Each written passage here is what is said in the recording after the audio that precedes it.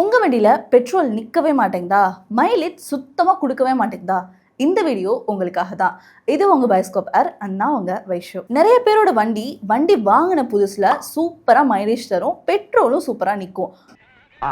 ஆனா போக போக அது கம்மியாகிற மாதிரி ஃபீல் பண்றீங்களா? நீங்க பண்ற சில தவறுகள்னால தான் இந்த மாதிரி பிரச்சனைகள் ஏற்படுது.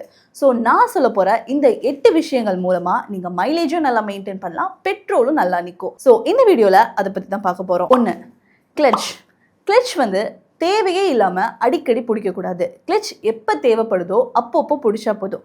இது பைக்குக்கு மட்டும் இல்லை, காருக்கும் சேர்த்து தான் சொல்கிறேன். ரெண்டுத்துக்குமே கிளட்ச் தேவைப்படும் போது மட்டும் பிடிச்சிங்கனாலே மைலேஜ் நல்லா நிற்கும். அப்படி இல்லைன்னா மைலேஜ் கம்மியாகிறதுக்கு நிறைய வாய்ப்புகள் இருக்குது. 2, டயர் தானே, டயருக்கும் மைலேஜ்க்கும் என்ன சம்மந்தம் அப்படின்னு தானே கேட்குறீங்க. டயர் தான் வண்டியில் ஒரு முக்கியமான விஷயம். ஏன்னா வண்டியை தாங்கிறதே அந்த 2 டயர் தான். ஸோ டயரை வந்து நம்ம ரெகுலராக ஏர் செக் பண்ணி வீக்லி ஒன்ஸ் அது நம்ம ஏர் ஃபில் பண்ணி வைக்கணும். சில பேர்லாம் மாதத்துக்கு ஒரு தடவை தான் ஏர் செக் பண்ணுவாங்க, மாதத்துக்கு ஒரு தடவை தான் காத்தடிப்பாங்க. அந்த மாதிரி மட்டும் பண்ணாதீங்க. ஏன்னா இந்த மாதிரி ஏர் வந்து நீங்கள் அடிக்காமையே இருந்தீங்க அப்படின்னா நிறையா பவர் வந்து வண்டியிலேருந்து எடுக்கும். ஸோ அந்த மாதிரி பண்ணும் போதுமே உங்களுக்கு மைலேஜ் ப்ராப்ளம் நிறையவே வரும். 3, செயினுமே நம்ம வண்டியில் ரொம்ப ஒரு முக்கியமான விஷயம்னே சொல்லலாம். ஆனால் செயினுக்கும் இந்த மைலேஜ்க்கும் என்ன சம்மந்தம் அப்படின்னு கேட்குறீங்களா? செயினை வீல் தான் சுற்றும். செயின் சுற்றுற பவரை இன்ஜின் தான் நம்மளுக்கு தருது. ரொம்ப நாள் மெயின்டைன் பண்ணாத செயினாலாம் இருந்துச்சுன்னா உங்களுக்கு நிறைய பவரை வந்து கன்சியூம் பண்ணும். அப்போ பெட்ரோலை இழுக்கிறதுக்கு நிறைய வாய்ப்புகள் இருக்கு. இந்த மாதிரி நடக்கும்போது ஆப்வியஸா உங்களுக்கு மைலேஜ் கம்மியாகும். 4, ரேஷ் டிரைவிங்.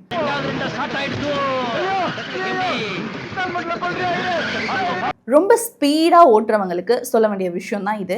எந்தெந்த இடத்துல எந்தெந்த மாதிரியான ஸ்பீட்ல போகணுமோ அப்பப்போ அந்த சிச்சுவேஷனுக்கு ஏற்ற மாதிரி நீங்க போகலாம்.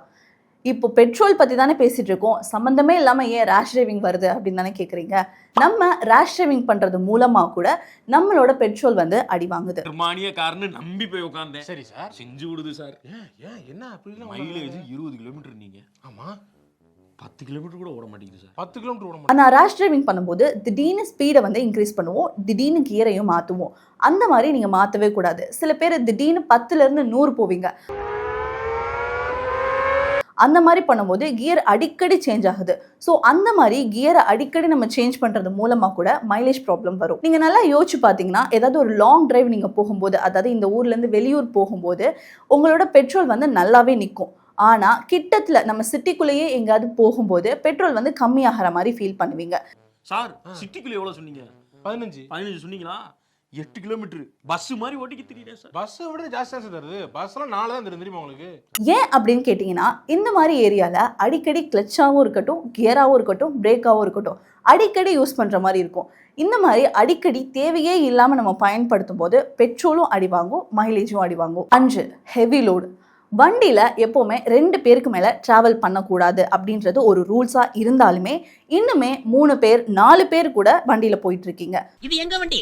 அங்க ட்ரிபிள்ஸ் போவோம், ஃபோர்ஸ் போவோம், ஃபைவ்ஸ் போவோம். அத கேக்க நீங்க யார்? ஸோ அந்த தவறை மட்டும் எப்பவுமே பண்ணாதீங்க.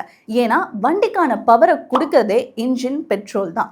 ஸோ நீங்கள் பவர் அதிகமாக கன்சியூம் பண்ணும்போது சீக்கிரமே உங்களோட பெட்ரோல் காலியாகிறதுக்கு வாய்ப்பு இருக்குது. இதுக்கு எக்ஸாம்பிள் அப்படின்னு பார்த்துக்கிட்டிங்கன்னா, ஒரு சைக்கிளில் நீங்கள் போகிறீங்க, உங்களோட எனர்ஜி தான் பெட்ரோல் அப்படின்னு வச்சுக்கலாம். ஸோ நீங்கள் தனியாக போகும்போது அவ்வளோ எனர்ஜி தேவைப்படாது, கம்மியான எனர்ஜி தான் தேவைப்படும். ஆனால் இதுவே ஒரு 2 பேர் நீங்கள் சைக்கிளில் ஏற்றிட்டு போனீங்கன்னு வச்சுக்கோங்க, அதிகமான எனர்ஜி தேவைப்படும். ஸோ அதிகமாக நீங்கள் டயர்ட் ஆவீங்க. ஸோ அதே மாதிரி தான் இதுவும். அதிகமான பவரை வந்து நீங்கள் வண்டியிலேருந்து கன்சியூம் பண்ணும்போது ஆட்டோமேட்டிக்காக உங்களுக்கு பெட்ரோலும் சரி மைலேஜும் சரி அடி வாங்குறதுக்கு வாய்ப்பு இருக்கு. வண்டி ஓட்டுறீங்களா, பவரில் ஏதாவது உங்களுக்கு இதாக இருக்கா? பவரா? அப்படி போகும், அப்படி போகுதா? அப்புறம் சூப்பர். அப்புறம் மைலேஜ் வரும். 6, பெட்ரோல். அங்கே சுற்றி இங்கே சுற்றி கடைசியில் பெட்ரோலுக்கே வந்துட்டோம். பெட்ரோல் அப்படின்னு பார்த்துக்கிட்டப்போ எல்லா இடத்துலையும் மாற்றி மாற்றி பெட்ரோல் போடாதீங்க. ஃபர்ஸ்ட் நீங்கள் எங்கே போடுறீங்களோ முடிஞ்ச அளவுக்கு அங்கேயே போடையே ட்ரை பண்ணுங்கள். மாற்றி மாற்றி ஒரு பெட்ரோல் பங்க்கில் போடும்போதுமே உங்களோட மைலேஜ் அடி வாங்குறதுக்கு நிறைய வாய்ப்புகள் இருக்குது. ஸோ முடிஞ்ச அளவுக்கு ஒரே பெட்ரோல் பங்க்கில் பெட்ரோல் போடுறதுக்கு ட்ரை பண்ணுங்கள். ஏதாவது ஒரு சுச்சுவேஷனில் மாற்றி மாற்றி போட்டால் ஓகே, ஆனால் மேக்ஸிமம் ஒரு பெட்ரோல் பங்கே ட்ரை பண்ணுங்கள். 7, ஸ்டார்டிங் ட்ரபிள். உங்கள் வண்டியில் ஸ்டார்டிங் ட்ரபிள் பிரச்சனை இருக்கா? ஸ்டார்டிங் ட்ரபிள் பிரச்சனைக்கும் பெட்ரோலுக்கும் என்ன சம்மந்தம் அப்படின்னு தானே கேட்குறீங்க. நிறைய பேருக்கு வந்து பெட்ரோல் போட்டதுக்கப்புறம் ஃபியூல் நாபை வந்து ஆஃப் பண்ணி வைப்பாங்க. அது ஏன் அப்படின்னா பெட்ரோல் வந்து ரொம்ப செலவாக கூடாது அப்படின்னு ஆஃப் பண்ணி வைக்கிறோம் அப்படின்ற மாதிரி சொல்லுவாங்க. அது ஏன் அப்படின்னா ஆல்ரெடி பெட்ரோல் டேங்க்ல டஸ்ட் இருக்கும். ஸோ இது போய் கார்பரேட்டர்ல அடைச்சிக்கிறோம். ஸோ அந்த மாதிரி பண்ணும்போது இன்ஜின் ப்ராப்ளம் ஆகிறதுக்கு வாய்ப்பு இருக்கு. ஸோ அந்த மாதிரி போய் அடைச்சிக்கும் போது ஸ்டார்டிங் ட்ரபிள் பிரச்சனை வரதுக்கு வாய்ப்பு இருக்கு. இந்த மாதிரி ஸ்டார்டிங் ட்ரபிள் பிரச்சனை அடிக்கடி வரதுனால நம்மளுக்கு பெட்ரோலும் சரி மைலேஜும் சரி அடி வாங்குறதுக்கு வாய்ப்பு இருக்கு. 8 இன்ஜின் ஆயில். இது ரொம்பவே முக்கியமான ஒரு விஷயம் அப்படின்னு சொல்லலாம். எல்லாருமே இன்ஜின் ஆயில் அப்படின்ற ஒரு விஷயத்த மறந்துடுறாங்க. 2000 கிலோமீட்டருக்கு ஒன்ஸ் வந்து நீங்க இன்ஜின் ஆயில் மாத்தியே தீரணும். ஏன்னா அப்படி பண்ணலைன்னா இன்ஜின் அடி வாங்கி கிர்ன்னு அடிக்கடி வண்டியில சத்தம் வரும்.